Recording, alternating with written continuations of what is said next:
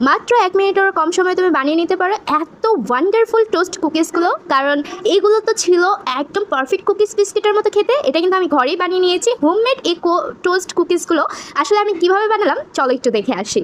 আমি কিন্তু আগের দিন 2 দিন আগে আনা পাউরুটিটা, যেটা গন্ধযুক্ত হওয়ার আগেই দেখছিলাম ঘরে খাওয়া হচ্ছে না, এটাকে আমি ফেলে না দিয়ে একটা স্টাইলের প্লেটে করে চুলার নিচে রেখে দিই।